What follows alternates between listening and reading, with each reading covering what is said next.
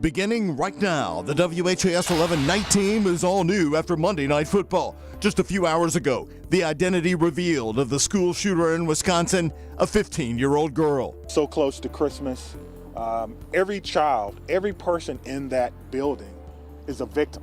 In Louisville, a man is found dead, shot to death inside this burning home. And news since 6. Denied the conditional use permit for the transitional home at 1701 South 4th Street. Transitional housing for drug and alcohol addiction popping up across Old Louisville, and residents say there are too many of these homes. Are they all legal? Plus, the goodbye. I would hope that someday we could say the NAACP has run its course and is no longer necessary. He stood alongside MLK in Louisville in the 1960s. Raul Cunningham is celebrated tonight as he steps down as the leader of the Louisville NAACP.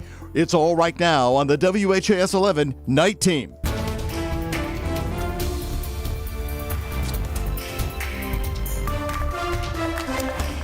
And right now happening tonight, we have new information. Police in Wisconsin identify the student who shot and killed one student and a teacher this morning. It's our top story here on the WHAS11 night team. Hello, everybody. I'm Doug Prophet. At 9:30 tonight, police did release new details. The shooter, Natalie Rupnow, a 15-year-old girl who went by the name of Samantha. She died of a self-inflicted gunshot wound on the way to the hospital. We have more now from ABC News in Madison, Wisconsin. A massive police response as first responders rushed to a Christian school in Madison, Wisconsin, where police say a shooter opened fire. Today truly is a sad day for Madison and for our country. Witnesses describing a swarm of law enforcement descending at Abundant Life Christian School mid-morning Monday. Officers were dispatched to Abundant Life Christian School at 10:57. I can confirm that the first officers arrived at 11 a.m. and immediately went in the building 3 minutes later. Calls coming into 911 of an active shooter. A second grade student called 911 to report a shooting had occurred at school. Officials say the shooting killing a student and teacher. Officers found multiple people with gunshot wounds and worked to secure the scene. So close to Christmas. Every child, every person in that building is a victim and will be a victim forever. And these types of trauma don't just go away. Madison police say they found the suspected shooter dead inside the school from a self-inflicted gunshot wound. Madison authorities identifying the suspected shooter as 15-year-old Natalie Rupnow. I hoped that this day would never come in Madison. It is not something that any mayor, any fire chief, any police chief, any person in public office ever wants to have to deal with. The school, now a crime scene. The FBI and ATF assisting in the investigation. Melissa Adon, ABC News, Los Angeles. Police have just started their investigation to pinpoint a possible motive for the shooting and how it happened. According to the Gun Violence Archive, this is the 112th school shooting in our country so far this year. Happening today, the Louisville Fire Department and Metro Police investigating after a man was found dead from a gunshot wound in a burning home this morning. Metro Police say they responded to the incident on Bicknell Avenue in the Beachmont neighborhood just after 8 today. Police say they found a man inside the home with a fatal gunshot wound. Neighbors say the incident has shaken up their close-knit community. We were getting ready to get kids ready for school and seen the lights and heard the sirens, and we were like, that is so close. And we came out here and we were worried that it was like one of our people that we knew. It's just surreal, really. It's like, am I really witnessing this? Louisville Fire Department said it took about 30 minutes to get the fire out, along with the Metro Police Homicide Unit. The Metro Arson Squad's investigating this case as a death investigation. Kentucky State Police are investigating 2 separate shootings directed at officers in rural Kentucky, one in Taylor County to our south and the other in Washington County. Both are in the WHAS11 viewing area. The first happened back on December 11th, a few days ago in Washington County. Kentucky State Police responded to a report of domestic violence at a residence on St. Rose, Lebanon Road. A KSP says when officers got on the scene, Bradley Couch fired several rounds at them. Police were able to get Couch to peacefully leave the residence and place him under arrest without any further incident. Couch was charged with several charges, including attempted murder. Meantime, KSP also investigating in Taylor County after they say a sheriff's deputy patrol car was hit by gunfire this past weekend. Police say on December 14th, sheriff's deputies responded to Pops Road to reports of a shooting. While a deputy was questioning several witnesses there, witnesses say several gunshots were fired towards the deputy, hitting the deputy's patrol cruiser. Police were able to identify Cody Latart as the shooter. He's been charged with several charges, including attempted murder of a police officer. New since 6, the civil rights leader who never lost hope in moving Louisville forward was celebrated tonight as he's stepping down. At age 81, Raul Cunningham led the Louisville NAACP for more than 20 years. WHAS11 Night Team's Alex Dederer and photojournalist Levi Hammer covered Cunningham's final meeting and the selection of a new leader. It has been truly an honor and a privilege for me to serve as president of the Louisville branch NAACP. After 2 decades as president of the Louisville chapter of the NAACP and a lifetime of service, Raul Cunningham is passing the torch. Mr. Earl, you joined the NAACP at 14 years old. How are you feeling now standing here after over 2 decades being president? Did you ever think that you would be here? Never intended to be.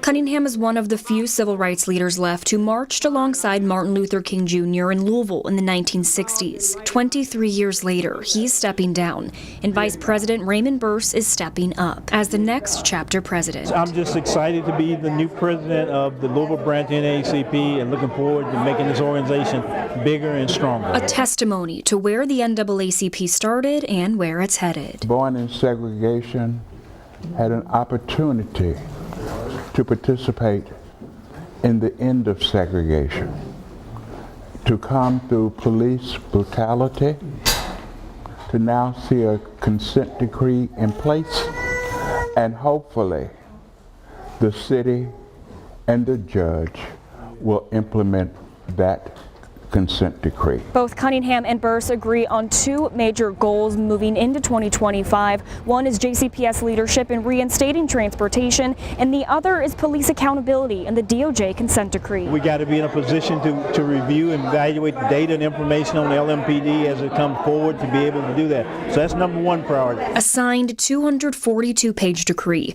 a roadmap for rebuilding trust between the community and LMPD, a roadmap both Cunningham and Burse see as a sign of hope. And do you have hope for Louisville moving forward? Well, you have to. You know, I got 3 grandkids who live here in the city, and one of them was here tonight. And as I think about their future, I got to be optimistic. Proving that while leadership changes, hope stays alive. In Louisville, Alex Dederer, the WHAS11 Night Team, on your side. I'm gonna make one request. All the other people don't. And also new tonight, for the first time since the U.S. Department of Justice finalized its oversight of the Louisville Metro Police Department just last week. Tonight, the department was answering questions from Louisvillians. Under the agreement, Metro Police and the city will enhance accountability for officers' use of force with an increased data collection and reviews. Tonight, in a virtual meeting, which was held over Zoom, federal authorities answered questions from the community, hoping to provide more clarity on what was a mostly closed-door process. LMPD is currently short nearly 295 officers. The DOJ believes the goals they've required are achievable with current staffing numbers. It might require some reshuffling or reallocation of resources. And there's provisions in the decree itself that are aimed at freeing up officers' time so that they can work on addressing crimes and helping victims in accordance with the decree's obligations. There are 13 benchmarks LMPD must meet in order to end federal oversight. After 5 years, if those benchmarks are not met, the burden falls on the Department of Justice to argue in court how Louisville has not met the criteria, effectively giving the city and LMPD an exit strategy many other consent decrees across America do not have. A 26-year-old man's been arrested in connection with a Park Hill neighborhood shooting back in September. Gordon Jackson is charged with murder, assault, and possession of a handgun in connection with the shooting that happened on Woodland Avenue. Police say 1 person was found dead at the scene. 2 others were shot. They got themselves to the hospital on their own. And as we head towards the new year, violent crime numbers across the metro are trending downward. Since 2021, the number of shootings has dropped nearly 40%. Today, the Office for Safe and Healthy Neighborhoods hosting a citywide summit, hoping to find solutions to continue to cut down on crime. Metro government leaders inviting organizations from across the community to help pitch ideas, emphasizing no one group can do it alone. There are thousands of organizations and people in our city every day outside of metro government that are addressing violence, so it creates a network or forum where they can all come together and sort of share ideas and work together. Let's try to get that. Metro Police also appearing at the conference, advocating for their new crime reduction plan, which was rolled out last month, and pushing for more walking patrols by officers so they are visible and approachable to the communities they serve. Neighbors in Old Louisville are pushing back tonight on moves to put transitional housing in their communities, agreeing that the services are needed, but they argue homeowners who invest in the community are needed more. WHAS11 Night Team's Clarice Shaley and photojournalist Emma Gefter found out this isn't just a problem facing Old Louisville.